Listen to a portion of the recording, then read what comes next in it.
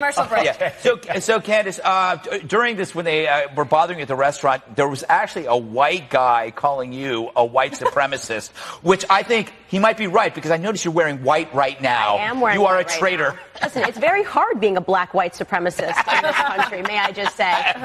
This was absolute nonsense. And just to be clear, the entire police force was built of black and Hispanic men, save 1 out of the 11 police officers happened to be white. The rest were all black and Hispanic, and they were shouting race traitor to us. The entire Antifa gang, if you guys don't know, watching at home, consists of all white people. There are no black people in this crowd. So it was very rich to watch them yelling at us, calling us white supremacists, telling us we were race traitors because we don't necessarily believe that we have to vote Democrat. Can I ask you, Chris Hahn went after you, and it's becoming this thing. I saw they're saying, like, oh, how could this happen? It's so convenient that these guys are actually eating at the same restaurant. Yeah. So, the most ridiculous thing, the restaurant opened, we sat down first, suddenly a table of 4 came in and they all had on Antifa decals. A part of being an Antifa is you're not allowed to shower. I'm not saying that to be funny. They don't shower.